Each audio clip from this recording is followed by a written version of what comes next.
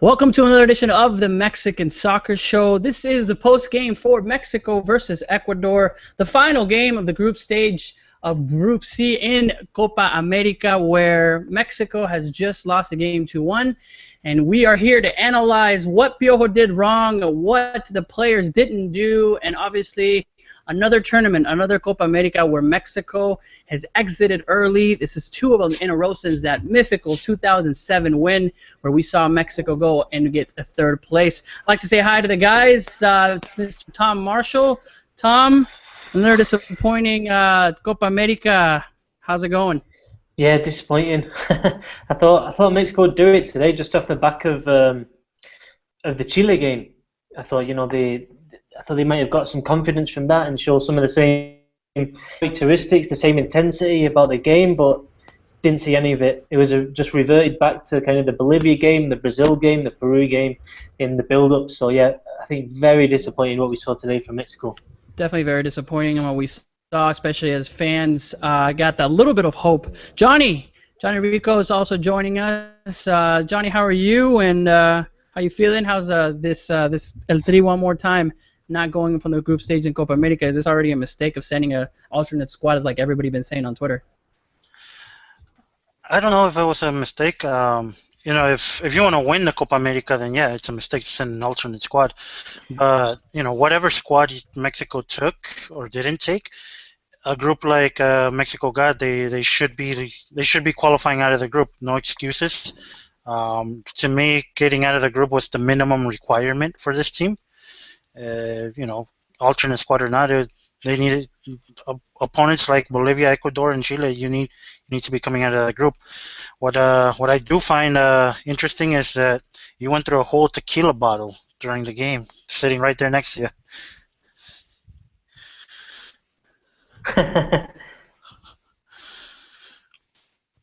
It's gone. He's sounds gonna think. Yeah. No way.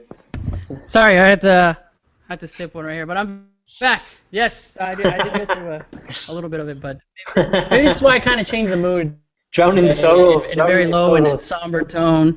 But, well, guys, obviously disappointing. Obviously, for all the fans that are watching out there, being, having the illusion of making it to the next round, I knew it was going to be difficult. I tweeted beforehand that, we shouldn't have won the Chile game, and we should have won the Bolivia game. Would have given us 3 points. Going into Ecuador that needed to win games, was going to push up front. I feel like our defense just didn't connect. I mean, it just stupid mistakes by players not communicating, and then obviously 2-0 coming down in Ecuador. A little hope in that the PK, where obviously we should have Raul Jimenez execute every PK. No doubt. I have not. Johnny, I know you follow him since America. Have you ever seen Raul Jimenez miss a PK? I don't think he never did miss one with America. Nope. Yeah, and that's why I'm like, as soon as I saw him there, I'm like, we got this, and just the way they did it. Let's talk about obviously the positives. Let's talk about, and then we can go into why we didn't get out of the group. But let's talk about if we can get something out of this. Obviously, the FMF is sending an alternate squad. I don't like to call it B squad because we really don't know which ones are B players or anything, but an alternate squad to South America, to this tournament. Let's talk about what we can get out of these 3 games and look positive into the Gold Cup. Obviously, we already seen that the squad is already together. Great already group setting that they have. But let's talk about Copa America and positives from these 3 games. Yeah. Tom. Well, I'll give you a positive and then a negative. I think the positive is that last 30 minutes when Mexico went 2-0 down, the players absolutely fought hard. I thought they gave absolutely everything. I don't think the quality was there. But, if you want to pick a positive, it's that the heads didn't drop. That Miguel Herrera seemed to carry the team. He haven't seemed to have lost respect for him. They kept going and they tried hard to revert a 2-0 scoreline around. So, if there's a positive, it's that. If there's a negative for me, is that the 3 games, the average age of the players was over 28 for each of the 3 games in the Copa America, and I think the vast majority of the players that we saw today and in this competition we will never see again in a Mexico shirt. And I think that's just what a waste of such a great tournament where you've got 3 of the best 5 national teams in the world. What a waste that the players that aren't going to be regularly playing for the national team in the future didn't get a chance to But to Tom, play in. what other players? Tell me specific players that could have gone to this, and not to argue Right, the no, point, but right, here we go. Instead of the Pan American Games, which let's be honest, the quality it's not a quality competition. Mix the squad up and make it a mixed squad for a start. Um, put in Giovanni Dos Santos or Oribe Peralta, or at least level it up with the gold squad a bit. I mean, it's easy with hindsight, but I've said it from the beginning as well. It's like, what's the No, point of sending an aging squad to a tournament like the Copa America? What you have to give the younger players, some experience, and I would have mixed it up with the Gold Cup squad. I mean, you've got 4 quality strikers that are with the Gold Cup squad, and the likelihood is that one of them is going to get very, very few minutes over the course of the tournament. I agree. I don't think Oribe Peralta is going to see much action at the Gold Cup. I think Oribe Peralta could have been at the Copa America, and even both. He's a Liga MX player. yeah, but Everyone that's not any almost. younger. To me, the youth thing that Tom was pointing out is not a factor. I mean, Copa America is a serious competition. It's not a developmental competition. The Pan American Games, even the Olympics, are developmental tournaments for younger players to grow. Copa America is not one of them. You need good quality players to go. So I would have liked to see a little bit more of a mix-up, like Tom was saying. Maybe some of the players that won't see too much action at Gold Cup, like Oribe Peralta, would have liked to see them at Copa America. Yeah, I think we need to point out as well. All right, let's just strip something down now. Obviously, we know as a given. We know as a given that Mexico had to send the best team to the Gold Cup. We know that's like just politics. You know what I mean? Mexico belongs to CONCACAF. Everybody knows that. There's nothing you can do about it. There's nothing me, you, anybody can do that. But I still can't get my head around what a huge waste it is that Mexico are in this Copa America tournament. And Mexico, let's look at it take a step back. Mexico, for how many years is trying to be a team, trying to be in that elite? And let's be honest, failing. It's failed to get into that elite. It's failed to get into the top 10 of the the rankings. It's failed to be a team that top nations are scared of. I mean, that's the bottom line of this national team. And I think that tournaments like the Copa America are where you match yourself against the very best. And I think it's just a huge waste that Mexico gets this huge opportunity to be in such a top tournament and fails to send its best team. I mean, I understand why. Obviously, it's fully understandable, but still, I can't help taking away that it's just a huge waste. I'm looking. I know that obviously you could have taken better players, but it's not like we had, even if taken Oribe Peralta, a more youthful squad, a better squad like Oribe Peralta. Our offense wasn't the problem, guys. Our offense, we had the only thing good about this Copa America in those 3 games was Bolso and Jimenez. I don't see that Also missed way too much. I don't see it. Bolso. I mean, he played as a striker. If anybody in the games, Jimenez and Boso did everything they could, and they actually did a good job. It was 3 games. But if you would have put Oribe Peralta there, tell me defenders that could have went there that are not used. We don't have any. No, but we don't have any defenders that could have been in there. But on the attacking side, Peralta would have been a much better option than Boso. Sure, Boso got 2 goals against Chile. I still think Peralta could have outdone what Boso did. Boso's Boso. He did the best he can. I don't expect too much from Boso because I know who Boso is. But I know for a fact that Peralta could have done a little better than that. Our offense wasn't the problem, though. Our offense that killed the game. I mean, in all those mistakes and all the goals, sure, Boso or Jimenez could have done better in the very first game. Jimenez was coming in, without the rhythm. He finally got in, but it wasn't like you had Peralta in there and we would have had anybody. That's what I keep saying. We don't have 2 good defenses to take the Copa America, and to say that having younger players or that would have been there, even though there were other tournaments, it's like everyone has the answers. And I think that it was going to be really hard for us to compete now. Yeah, exactly. It would have been difficult, definitely, to compete now. But the point is, even if you go back 4 years to 2011, at least those players who were at 2011 got the experience of being at a major tournament, and that you put that in the bank. And that's obviously, is it for your development as a player, that's huge experience to go up against top nations. Whereas this time around, it's just like the vast majority of that team now, bye-bye. We'll never see them again in the Mexico shirt. Or it'll be very, very strange to see most of those players now. Well, maybe that's one of the positives I take. I take that I'm not going to be hearing Marco Fabian's name in quite a while. I think I was proven right when I said that he shows up once every few games in league and then completely disappears. You guys were saying we should sell him off to Europe, and this Copa America kind of will shut down some of that hype over Marco Fabian. So that's one of the positives I take, that we don't have to see some of these players again. Again, who wasn't on this squad that you could have brought in the Mexican League? And he didn't. He didn't play at all. And he was shown that he didn't have it. I would have brought Carlos Peña. Carlos Peña would have, to me, would have been a perfect addition to this. Carlos Peña hasn't been in a good rhythm. He had one good game, which was his last León game. He still could offer something else. He doesn't have to be a starter, but you're saying you're asking to pull up names that weren't on this list that could have been on the list. I'm saying Peña. Yeah. I think this is as much as we had. Our defense wasn't up to par to the pressure. Wasn't up to par to the players.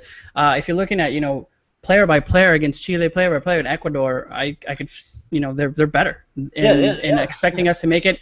Obviously after Chile, we're looking for it, but at the same time, I don't want to be what do you expect from a B squad?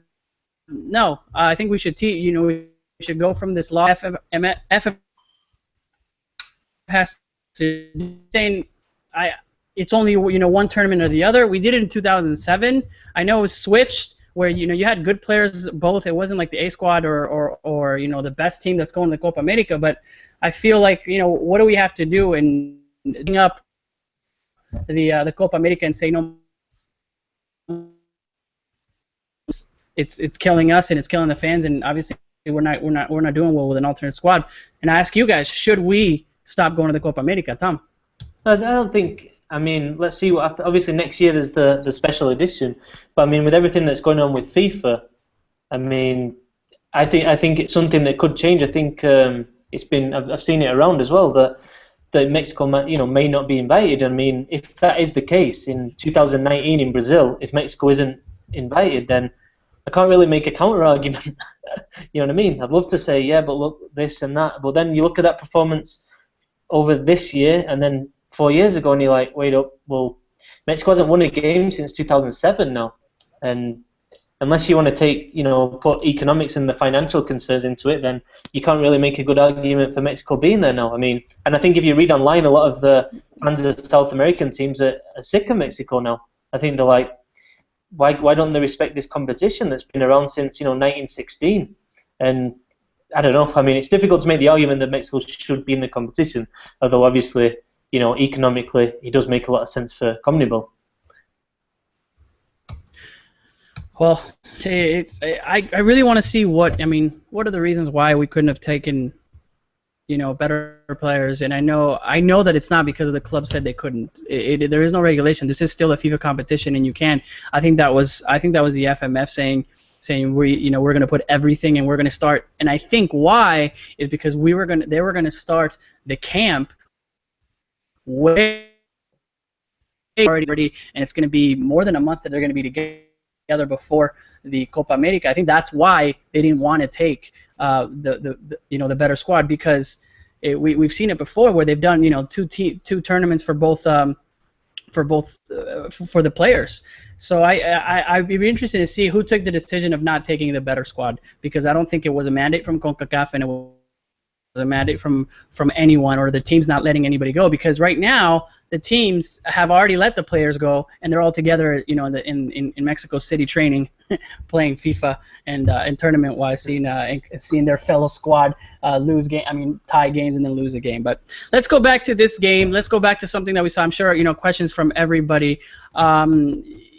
Ecuador, coming in and scoring, and it looked like two bad mistakes in the first goal. Let's talk about the first goal for Ecuador. It looked like Mexico was pushing up, and then who can we fault at that, Tom? I mean, the fast players from Ecuador, it was a 3-on-3. It wasn't like they countered us while we were countering, is kind of what I saw. Or your takes on the first goal, and at the same time, who can we fault?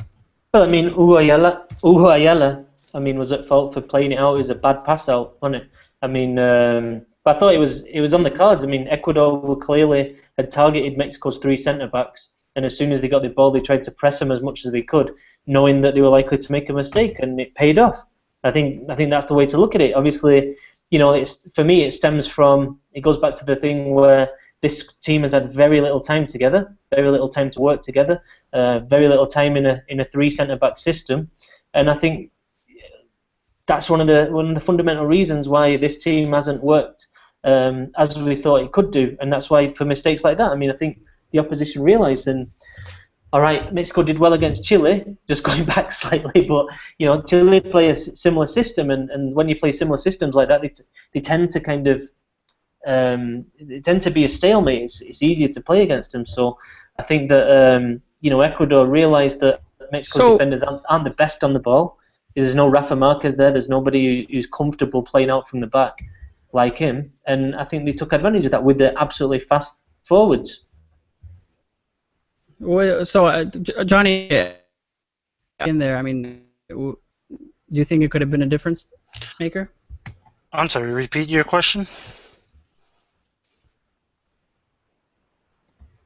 Johnny? Can you repeat your question? You were cutting out. Sorry, I said Aldrete. Could that have been a different? Well, I said in the pregame show, I don't think Aldrete over Velarde would have been a huge difference. I'm sure, I do recognize that Aldrete is slightly the better option, but not by much. Whatever Velarde can offer, Aldrete can offer, and vice versa. Aldrete had a great game against Chile, but I don't think having Aldrete on the field would have stopped those two goals from going in today. So, not, what was going to happen happened, with or without Aldrete. Yeah. Goal. Obviously, Negrito Medina, who I think had an okay tournament, just making a very, very bad mistake. Just kind of coming out early and then not having control of the ball, was able to do that. And just seeing that, it looked like as soon as you saw some kind of mistake, you knew Ecuador was going to go in there and come in. And obviously with the offense that they have, I just saw the goal already. I felt like I already knew they were going to score, especially on those two plays. Tom, we look at that Negrito Medina, who I thought had a great game in the second game, but then obviously, and I didn't think he was having that horrible game until that mistake that gave 2-0. Obviously. No, he got caught on the ball, in midfield, and then as soon as he loses the ball, Mexico's defence are pretty slow. The three centre backs aren't very quick at all, are they? So, as soon as Ecuador pounced, it always looked dangerous. And to be honest, in that second half, Ecuador could have had more if they'd have been a bit more clinical. They could have scored a couple more goals, I think, quite easily. But yeah, it is what it is. It's Medina, like you said, he played well in the second game, and then he's made that mistake. But Mexico were giving the ball away all over the field all the time against Ecuador. There was no mid.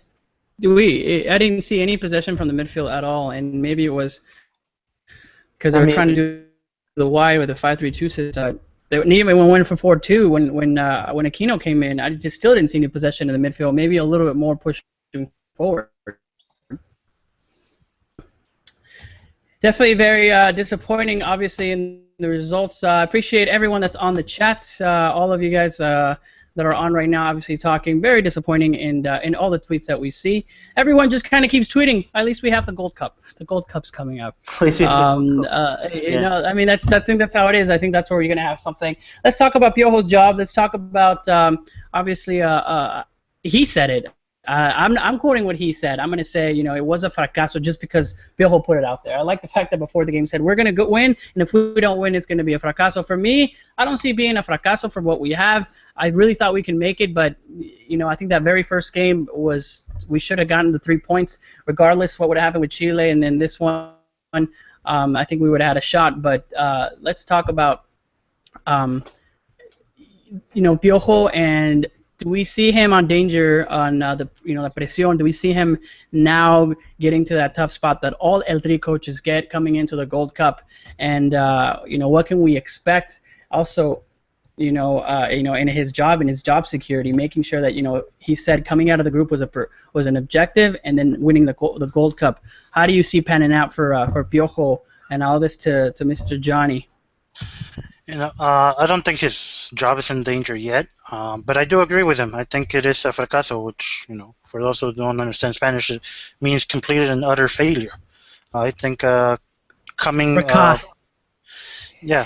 qualify out of the group was, you know, to me, and it sounds like to Piojo Herrera, was a minimum requirement for this Mexico team. Yeah.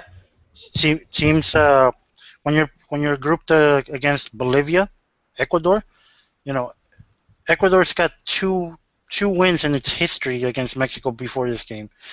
You know, never at a Copa America.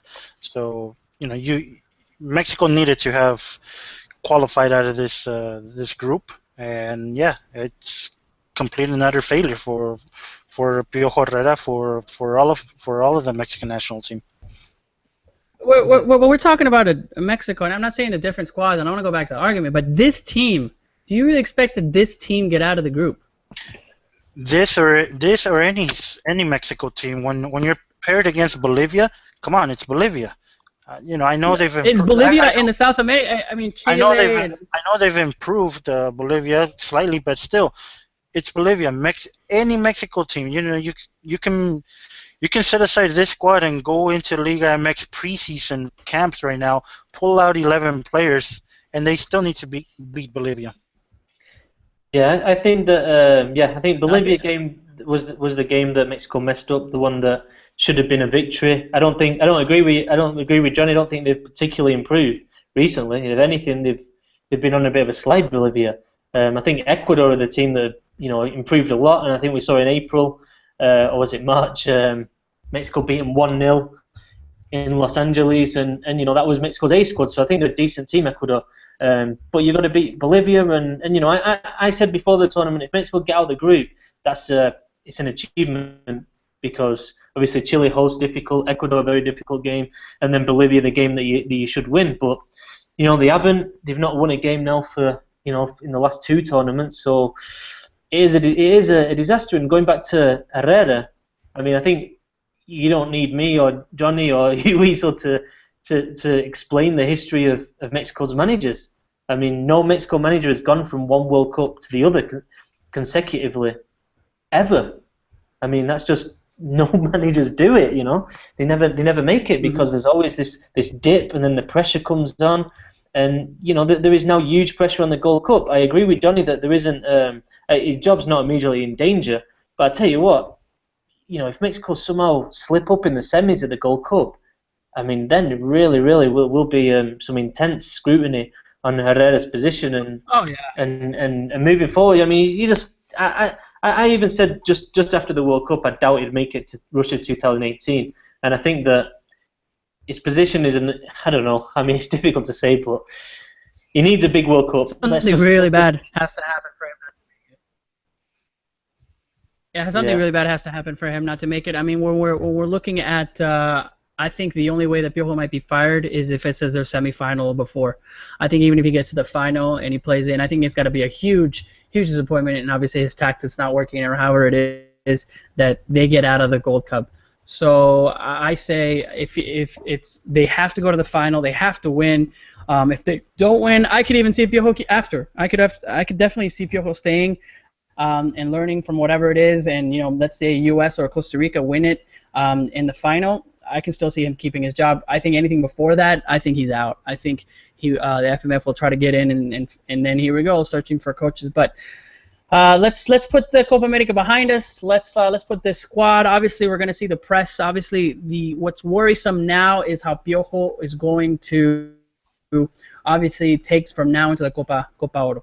I think now is a time where we've seen the Mexican press get to the players, and as fiery as as out of control sometimes Piojo can be. I think the next coming 2 weeks, I think it's going to be a lot in seeing these press conferences that they have every other day at the car. So I think we're going to see a different Piojo, and it's seeing it's all about business. That nice, okay, we'll do this. Can I have the lineup right before? Saying, I think Piojo's going to be on his game, knowing what he has to do. And then in the positive, Piojo's going to go back to the Centro in El DF and then get to start with his club, get to start his ideas, get to have playing time there yesterday. But let's go ahead and wrap up. Definitely thank everyone. Tom and Johnny, your last thoughts from the Copa America, now expecting in the Copa Oro, and obviously what we can say to the fans that are watching going forward. Sorry, we'll start with Mr. Tom. I think overall it didn't go well, the Copa America. I don't think I said before it. I wasn't excited by this squad that they were sent out there. I don't think there was much reason to be really positive about the chances, and I thought that they'd struggle to get out of the group, and they haven't got out of the group. And I think overall, for me personally, I find it disappointing that now, all right, yeah, the Gold Cup, but let's be honest, you've got Vela, Chicharito, and then a lot of the teams that you come up against. I know they're going to be solid, I know they're going to be difficult to break down, but at the end of the day, aside from Costa Rica and the United States, I mean, and even they aren't in like the world top 20 or whatever. It's not a quality competition, and I think that my lasting kind of thought about this is just what a waste that Mexico gets the chance to play in such a great competition and once again doesn't take advantage. Very good. Johnny? Since 1993, when Mexico first participated in Copa America used to be one of my favorite competitions. It's not anymore. I mean, I've just barely watched Mexico games this Copa America. It just me da hueva to now watch Copa America, thanks to what Mexico have done these last two tournaments. Well said. Going forward, Johnny. Don't forget about the going forward. I'm not much of a going forward kind of guy. I'm all right. I'm a here and now kind of guy. All right, I'll make the positive for Johnny, guys. We obviously have a very good hopefully Copa Oro squad that's already together. There, you should be angry. You should be disappointed because Mexico, just like Tom said, it was a waste of time going over there, expecting greatness. Even though in this Copa America, for me, it's been very exciting watching as a lover of football. So we'll see what's going on. I really did want to thank Tom and Johnny for jumping on. I want to thank all you guys that are watching, especially that are watching live, that got out of their desk or their restaurant and got on their phones and got on the YouTube to discuss this mess. That's it. I hope that we come in the Copa America as a great squad. I mean, Copa Oro, and Piojo does it. And we come back, we do win the Copa Oro. That way, we can keep forward and start qualifying. Well, next year, we don't even know if there'll be a Copa America in the United States next year. But forget it. If we're going to send another alternate team, I don't really want to go through this again. This has been another edition of the Mexican Soccer Show. Thank you. We'll see you guys on Monday. Keep talking about the Copa America. Have the whole squad together. Thank you to Cesar and thank you to Naive, who pre-game. Johnny, you were also there, correct? Correct. Sorry about that. But some positive there. If you are like me that are going to celebrate, at least that it's a Friday and you still don't have to work till Monday, well, at least there's something to celebrate. Guys, thank you so much, and we'll talk to you guys on